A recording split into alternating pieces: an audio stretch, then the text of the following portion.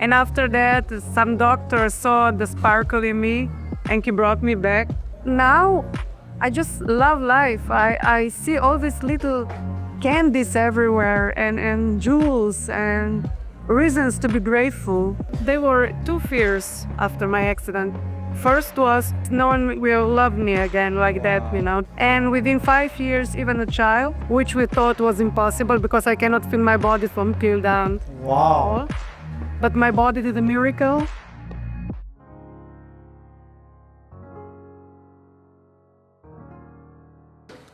I know her husband. Is it husband? He is? Yeah. I know her husband, Gal. So if you're watching this, man, I say hi back. Or what do I say? Yeah. Okay, Nina. Jure. Ciao. Hi. It's in English. Yes, I know. I'll struggle, but I'll try my best. Yeah.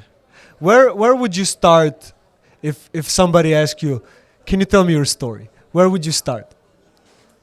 My life is divided into parts. It's my previous life and it's now life. My previous life was life before my car accident. That was 15 years ago.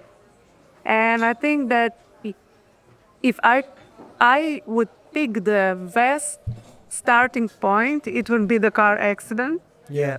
Because it taught me so much. It introduced me life that I didn't know it is in me, because I was always searching for life outside of me. And because I was forced to slow down, to settle, to take a deep breath after I was able to take a deep breath again. Yeah. I found my life and I found myself. So I would probably start in 2010 when this happened. Yeah. I don't really want to drag you into that part where it happened. You have probably went through this by yourself a lot of times. Not really, because I don't remember it at all. Okay. Do you find comfort in that? Like just be able to, I don't want to deal with it. There was a time when I wanted to know what happened actually, to remember. But later on I realized, oh no, that's be careful what you wish for, because probably it wasn't quite pleasant. Yeah. After all, it was accident with, they reported it is death on the Fatal. scene. So, and after that, some doctor saw the sparkle in me and he brought me back. So from that point on, that's where my light starts. Yeah, you don't kind of remember the part where you were like dead? Like, when people have this like near-death experiences? I think it might be, I'm not very sure. There was this, I don't know how it's said in English, glogna. Delusion. Yeah, Delusion. like when I was in nature, it was a lot of grass. And then all of a sudden, these creatures, they were totally covered in hair, like from the top to the bottom. They were starting coming towards me. And I felt good, I wanted to go with them. And then I remembered, I had my parents in my mind, my mother, my father. How will they react if I just go with these strange creatures? Oh, wow. And I said, no, I'm not going with them. So maybe that was, or it was only a strange dream, I was filled with these pills they tried to hold me in coma, but they couldn't. I kept waking up. I kept coming back to that. So maybe that was it. I don't know. Yeah. I couldn't say. Interesting.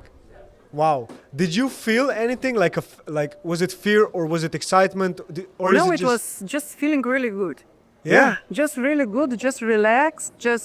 I wanted to go. Probably I made a good decision. Why do you say that? How do you perceive life now? I love living now. Before that, I was always searching for more, for better. I was never satisfied with myself.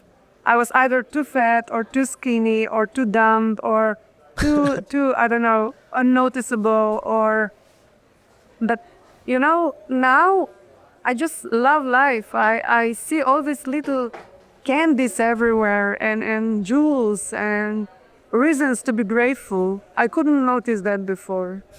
It was not in me. I was really hard on myself and other people. How did you come to the point that you have accepted that? Like, I never fully accepted especially my body situation. The hardest part for me is being dependent on other people. So I have to travel with assistant or with husband. I cannot just pack and go like I used to. So this dependency is a real pain in the ass for me till this day, and it's been 15 years. But otherwise, I think it brought me back to myself, and it showed me that I really love living, and I want to live as fully as possible. And I met my husband. There were two fears after my accident. First was I'm never going to get job anymore, and the second was no one will love me again like that. Because my then boyfriend, he left me 3 months after accident, so I was really heartbroken. And within 1 year, I got new job, now husband, and within 5 years, even a child, which we thought was impossible because I cannot feel my body from peel down. wow. But my body did a miracle. What? Without any help? Well, That's I can't crazy. tell. Oh, yeah. Glad to hear that. Wow. No way. Oh my God, man. I'm getting a bit emotional right now. It's crazy. I mean, it's amazing. It's a roller coaster, but it's fun. Because you use the word miracle. Like, how did the body know what to do? Yeah, right? Exactly. How do you explain it? Like, in your words? Well, I think that my soul, if you like to call it like that, is just renting this body.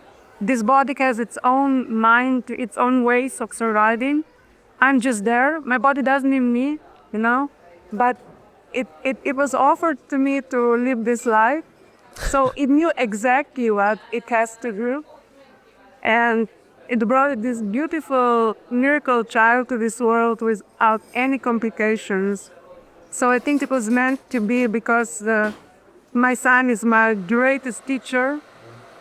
And when I look back, and if I ask myself, what is the purpose of this accident? I would say this life now, so this child, my husband, and this Nina that is coming back. You're making me cry. No, it's like... Thanks, here. I'm not thinking about it. I'm feeling it. So, yeah, it's like... maybe it's you crying. I don't know. Yeah. Okay, now stop, man. No, tell me about, like, this part where you kind of found out you're pregnant. So, we were thinking of doing IVF. Yeah. The artificial way of conceiving, because my husband is also in a wheelchair, and there were literally no possibilities for us of conceiving natural way. And it was after my first breast cancer, so I did the chemotherapy and everything, and they told me I would probably not be able to have children. So we said, okay, we'll try the IVF. If it works, it works. If it's not, it's not meant to be. And when I went to this ultrasound, because I had also cysts on my ovaries, they didn't see cysts, but they saw this little point in my uterus. It was like a needle point, so little, and it was my level already. So it happened totally naturally, and we are proud of that. Wow. So nice. Yeah. Yeah, go here. Feel it, guys. We're here to feel it, not just hear it, man. And after that point, like, who did you probably told your husband, right? He was with me. Oh, he was with you. So we saw this little spot on the ultrasound, and the doctor looked at us and he said, "Did you by any chance play a little bit?" And we said, "Yes." So we weren't totally sure, and we got to do some tests, and I was smoking back then, smoking like crazy, and then I looked at the cigarette and I said, "Oh no, I'm killing my child," or what the fuck, and I was totally confused. But later that day, they confirmed it was the pregnancy. Wow. How old is he now? He's 10. He's 10 already. Oh, wow, that's crazy. Um, when you got Leo, right? How did your life change? Because now you talked about, I'll give some how I'm perceiving it. You talked about being dependent is something that like is kind of there always. Now you get a baby who's dependent on you. How did you handle that? I was very afraid at first. And when guys started talking about wanting to have a child, I didn't want to think about it because I was afraid of this, really like strong wanting to waking up inside of me because I thought I cannot take care of this child. Even my body is capable of bringing into this realm. But I have this bunch of people counting me after they. I have my parents, his parents, my personal assistants. So it was like okay.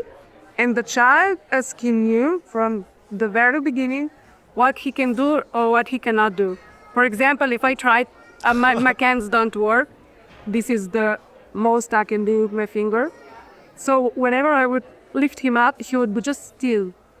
You know, he felt he cannot wiggle or move because he was too tall. And he never, I don't know, ran to the street or up the stairs or something like that. He never jumped or fall into water because I think he subconsciously knew what parents he chose with his parents and what he can do and know. Wow. So the intelligence was already there. Yeah, I think whenever I looked into his eyes, I felt he was here before, many times, like an old soul. Yeah. And I think he came here to teach us, not us to teach him. What is he teaching you? Well, he's teaching me a lot about myself. He's like a mirror, because when I got him, I dove really deep inside myself. Yeah. And I knew what kind of harmful patterns I do not want to teach him. So he's teaching me mostly about myself. And I encourage him to speak up. So he is really loud sometimes, and it's usually, okay, he's right, you know. And he taught me about unconditional love. Before I had him, I couldn't even dream about the fight, the strength, the kind of love it gives up in you. I always felt that my chest is not big enough for this huge love. So I was afraid I'm going to burst. And yeah, that's it, I think.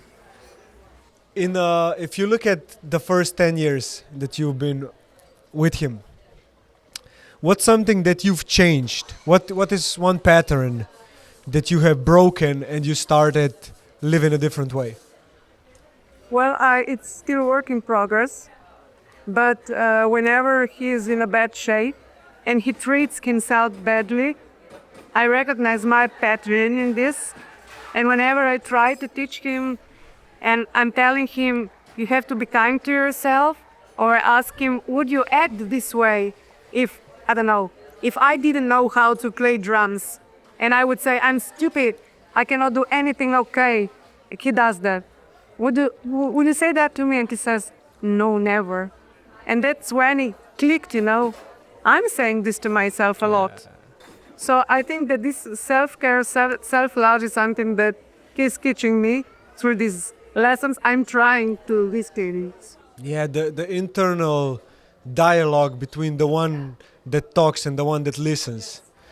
And whenever I work on myself through therapies or anything, I try to imagine a relationship with him. And I try to act, I try to talk to myself in the way I would talk to him. So this is really helpful. Because we are like stepmothers, we say in Slovenia, stepmothers to ourselves. the worst relationship there is, right? And I'm trying to get rid of that, Yeah. of a stepmother, either Yeah. one. Yeah, I understand what you mean. How is your husband supporting you in that? How is God supporting you? Yeah, well, okay, we are on the same page, but he thinks about this. This is my. He says it's my voodoo, and the spirituality, and he's more like facts and proofs and Yeah, things. So, rational. yeah, we are quite balanced like that.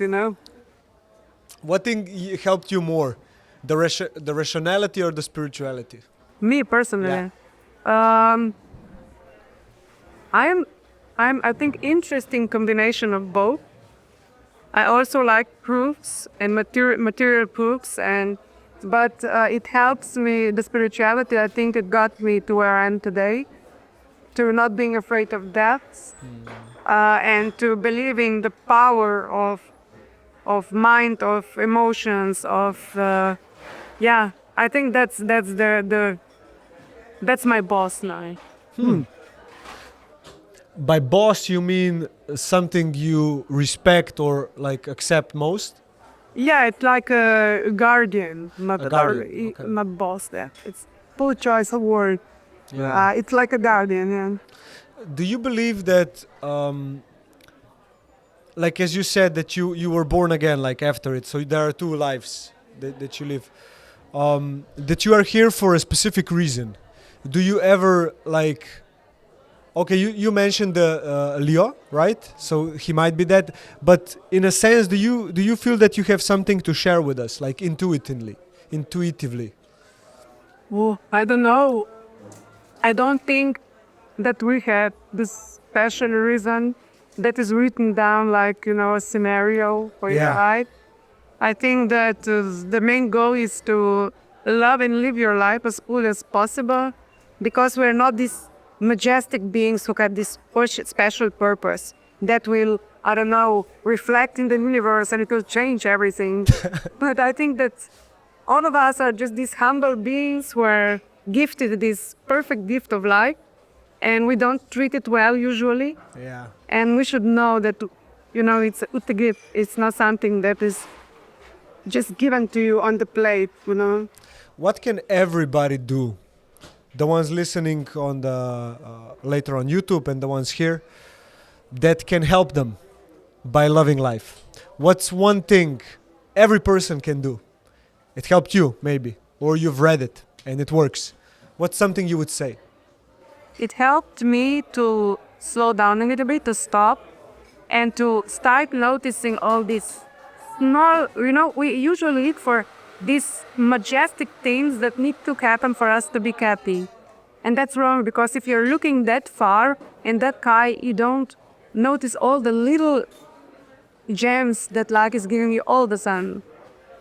Maybe it's stupid, but for me, the first little gem was when they made this special fort for me, and I could eat myself again in the hospital, because I really hated being fed. Until this day, I don't stand being fed, even with the love language of my husband. Yeah. No, Tries to give you a strawberry, like get the fuck out of here, man. it's true.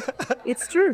And this was my first little gem, happiness. I can eat myself. Yeah. Or when they unplugged this grading device. The tube. Yeah, the tube. Yeah. When I started to grade again by myself. And these little gems that we don't even notice. Wow. So whenever I wake up in the morning and I say, oh, I don't want to get up. And in the same second, I say, hey, don't say that. Be happy, be grateful. You can get up, you can go to work. You can do that, you can do that. That I would say that in the moment when people feel, oh, I don't feel like doing that, just be grateful, okay?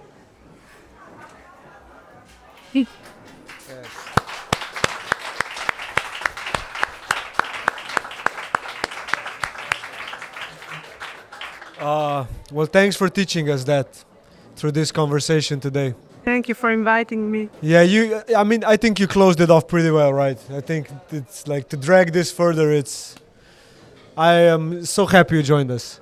Thanks for your courage, and I just love the way you shine something into me, and it's just still making me tear up. And Thank you so much. thank you.